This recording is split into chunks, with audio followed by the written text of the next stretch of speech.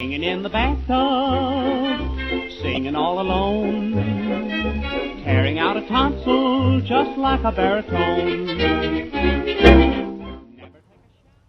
Hello everybody and welcome to another exciting, hair-raising, fun-filled episode of Radiorama, where we work on primarily radios but occasionally televisions, stereos and stuff like that. And today we have a 1951 Crosley model D-25, and I don't know what you'd call this color. It's kind of like key lime pie green, but according to Radio Museum it's called a chartreuse. I'm not a color person. Anyway, previous owner decided to cut the plug off, which is either a good or bad thing. We'll just have some people do that because they think that if they do that, then no one's going to plug it in and shock themselves. But I don't know. I've cut the ends here and hooked it up to my dangerous death wires, and those are going to my isolation transformer. So I'm just going to plug it in and see what it does. See if at least the clock runs, which it does. It's not even the clock is quiet. I'm just going to let it run here for a minute. I'm not going to turn the radio on yet. But a lot of people have asked me about these dials. They have a luminescent material on it, and it is radium. And radium does put out radioactivity. But I've actually tested this with a Geiger counter, and you can really only measure stuff if you're right up against it, and it's pretty low level. It will not go through the human skin, so it's behind this glass here. That's fine. The key important thing is to make sure it's not flaking off and that you've got a cover on it, and you can see it's in pretty good shape here. So I'm going to go ahead and test the radio. To turn the radio on with these guys, you turn it to radio with this knob. And I'm going to listen for the telltale sign of what I anticipate will be bad electrolytic capacitors, something this old. It's also got a switch in the back for phono, so that could mean that I won't hear any radio. So far,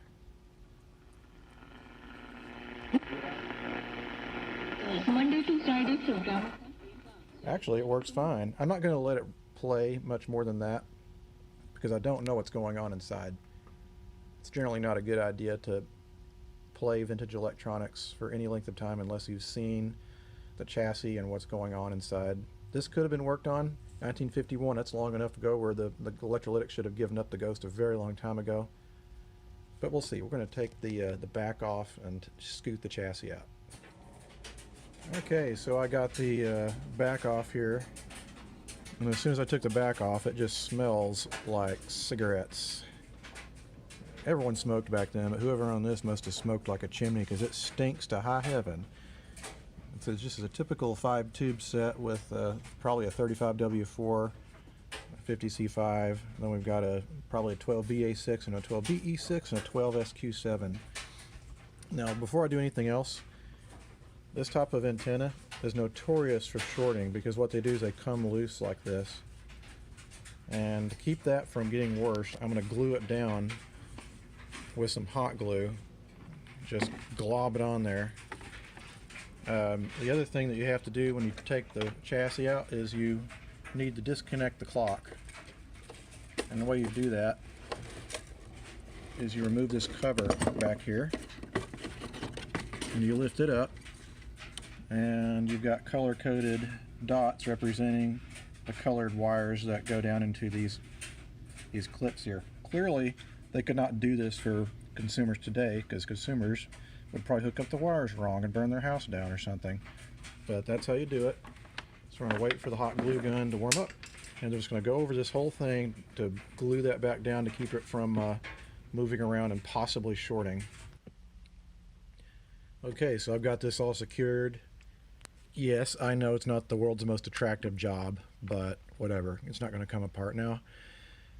Now what I'm going to do is detach all these antenna leads. and I'm just going to mark which one goes where. So we'll put a Y for yellow, B for brown. I guess that's striped. I don't know. Let's write striped. I also have this video I can reference in case I get lost. But I'm going to try to remove as many of these leads as I can. And likewise, I'm going to remove the wires to the clock. And then all that's left is to pull these screws out, and then hopefully the whole thing will just come sliding out, and then we can start doing the take a look underside to see what the cap situation is.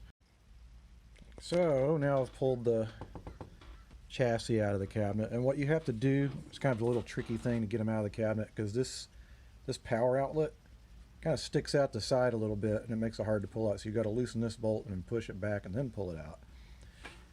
And we have our electrolytic can here with 3 values in it: 100 microfarad, a 20 microfarad, and a 10 microfarad. And the one, there's 2 shapes here. We got the square for 100, triangle for the 30, 10 is unmarked, and they're all 150 volts, which makes sense. When I flip this over, it appears like no work has ever been done on it. This is 100% original. It's kind of a little dirty. I think it's sat in a shed or a barn or something. It's got grass and whatever in it. I cannot believe how much this thing stinks like cigarettes. It's not pleasant to smell. And I grew up with a grandmother who smoked like a chimney, so that's exactly what it reminds me of. But the good news is that since it works, and also no one's been in here and screwed around with it, I know this is just going to be kind of a straight up recap job. Now, we can read the values on these caps as always by, sometimes you got to scrape the wax off a little bit so you can see. That's a 0.1 microfarad cap. And we also need to find what I consider the most important cap in this set, which is the grounding cap. And that is the cap that goes from chassis ground to the other side of the line. This one's pretty straightforward. Here we got a ground here. This is clearly the grounding cap, and I don't really care what value it is because I know it's a wrong value. It's also not the right kind of capacitor. A cap like this, if it were to get struck by lightning or you had a huge surge, they could short, and then you would have just a complete total hot chassis situation, and that's pretty dangerous. So we're going to replace that with one of these fellers here, this X2 Y2 across the line cap, 250 AC, I believe. I can't remember, 1-2 kilovolts, and if they fail, it'll fail open. And since it's rated at 0.01 microfarads versus this, which is probably like 0.05, that takes the potential current threshold down to such a level that if the user were to for some reason touch that, or touch chassis and ground at the same time, they might get a little bit of a tingle, but certainly nothing that I would consider anywhere near as dangerous as some of these other sets, which have gigantic values on their caps, or in some cases go directly to the chassis, which is a whole different ball of wax. So the first thing I'm going to do is replace these electrolytics. As I said, there are 3 values, and I'm going to essentially detach 1 lead at a time, come into the underside of this electrolytic, and replace each section with the appropriate value capacitor. And boy, this chassis is a pain in the ass. It's so crammed in there. So in order to save a little room before I get too much further, I'm going to replace the capacitors that are in this surrounding area to give myself a little more space to work. Alright, so I've cleared out a few of these capacitors in here, and there is so little room in here, I swear. Now I need to replace these 3 values here. We see we have these 3 lugs coming off. It's hard to see with this, even with the flashlight, but if this piece of thing just fell down there. But what you want to do is look next to the lugs, and either usually in the back, you're going to see a shape stamped out. This one's square, so that's the 80 microfarad This is the triangle, that means that's the 30, and then the last one over here is the 10. So we have 100 microfarad cap for the 80. It's fine to go over, no problem. Likewise, we have the 47 microfarad for the 30, and we have a 10 microfarad for the 10. And these are all going to attach to the mounting lugs of this electrolytic, and you'll notice it's mounted to this wafer. That means that the ground is obviously floating. A lot of newbies will make a mistake and assume they can attach it to chassis. You can't do that. The radio might work, but it's probably going to sound like crap, and you're possibly going to run the risk of producing a shock if you touch the cabinet. So make sure and observe where the grounding leads, or where the negatives are for your electrolytics. Okay, so I got these electrolytics installed, and this is the most difficult chassis to film. It's just so tight, but you'll kind of get the idea here. You just kind of have to shove your electrolytics where you have room. And now what I've done here is I've alligator clipped everything up to the alarm. I want to make sure this thing still works before I proceed. So I'm going to hook it up to my isolation transformer. We'll fire it up and see, first and foremost, if we've got filament, which we do. I see the output tube is starting to come up there.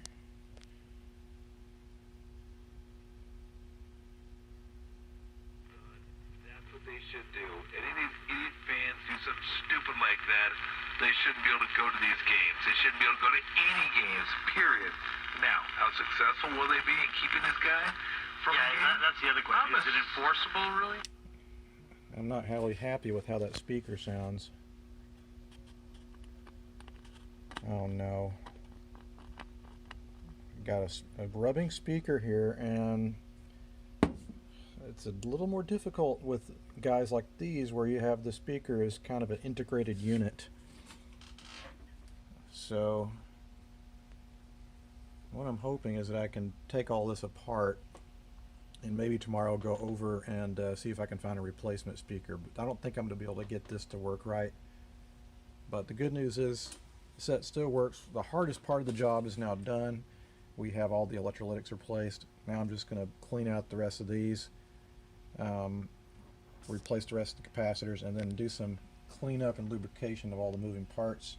And then we'll get to that speaker, see if anything can be done to salvage it. Sometimes you can bring them around. Most of the time you can't, unfortunately. I bolted the speaker from the frame, and it is really and truly fucked. You hear that? That is the sound of basically the coil rubbing up inside the core. Now when I took it off, it doesn't look like it's that fancy of a speaker. I think the only challenge is going to be, and it's not a bad challenge, is I'll have to tap and drill a hole. And so I'm going to go over and see if I can find a replacement from my stash. All kinds of filth and dirt inside this thing too. And come back here, install it, because otherwise this thing is not really going to sound at all like a decent radio at all. I'm back, and I found a speaker that's the right size, but I'm concerned because on the back it says 40 ohms. That seems like a typo. That seems like a strange value. So before I modify it to fit, I'm going to see if by chance it might work. So, powering up. Let's make sure we got juice going on here. Yep, we do. Need to let it warm up. Turn up the volume a little bit. And hopefully something's going to happen. If not, I just made a trip for nothing.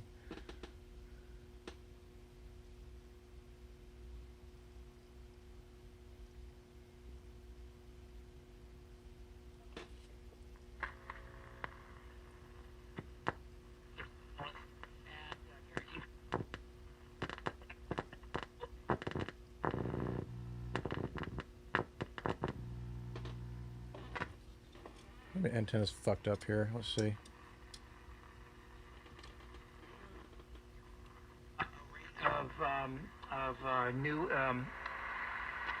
new infections. However, Lone Star Transfer has an A+ rating and hundreds of excellent reviews with the BBB. We get a whole range of different.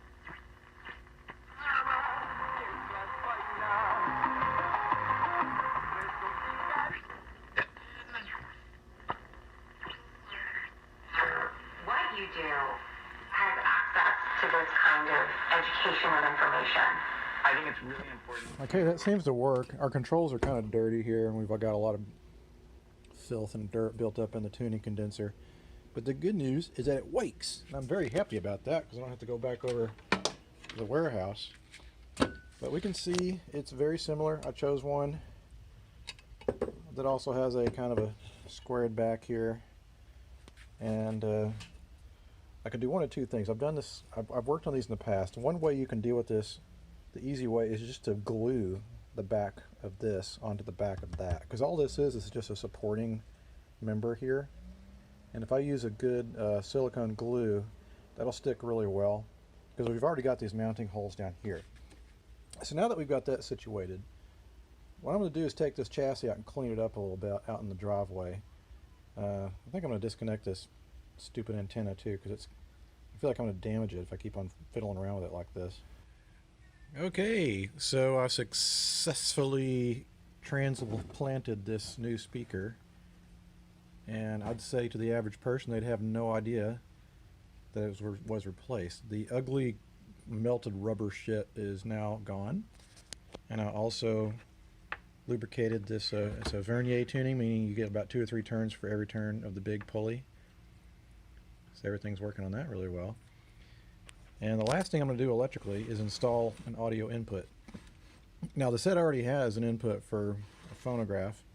I'm just going to tap into that. There's no room underneath the chassis to install this. This is an isolation transformer, and it's crucial for protecting the user from potential voltages, current, whatever. And so I'm going to mount it right here.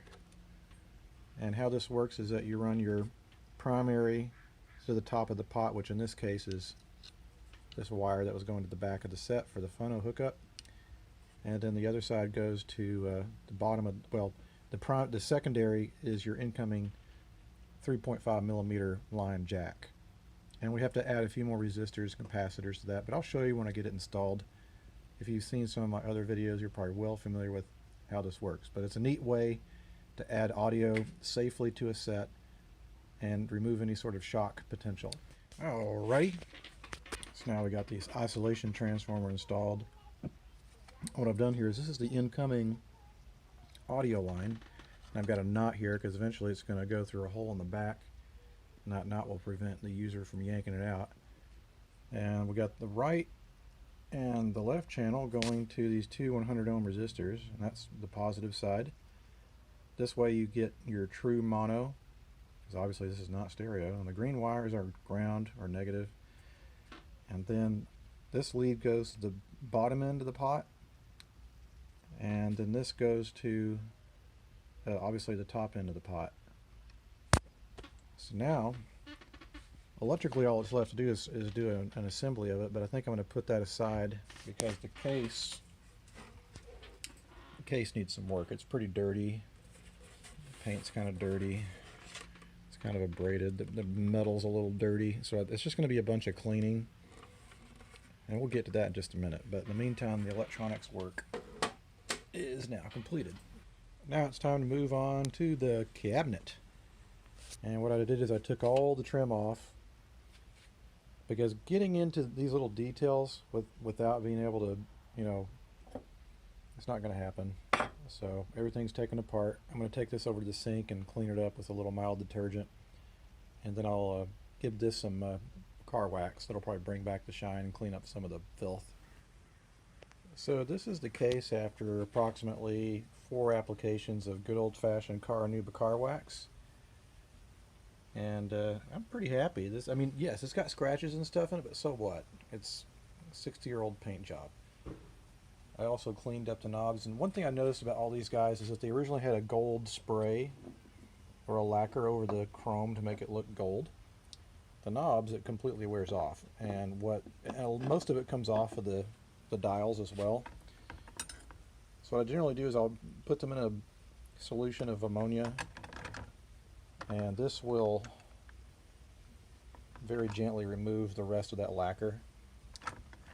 I mean, these look great in chrome too. It'll look a lot better than just having that nasty lacquer residue on there. I've got one of these myself, so I know from experience that they look great in chrome. And so I'm going to let those soak for a while, and then I will polish them up, and then probably tomorrow I'll do a final reassembly, and this radio will be done. Alright, welcome back to day number 2 of working on the Crosley. And I've got everything cleaned up, organized, and ready for reassembly.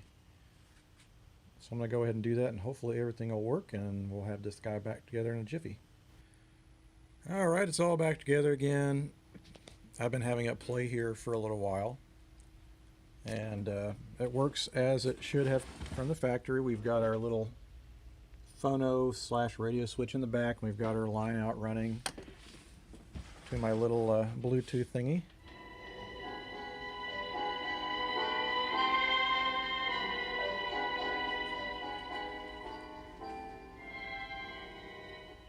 Anyway, I'm going to let it play for a while longer. It's best to let these things kind of run for a while they're in the cabinet, so everything gets good and toasty, and you'll know if there's going to be any sort of issues, heat related anyway.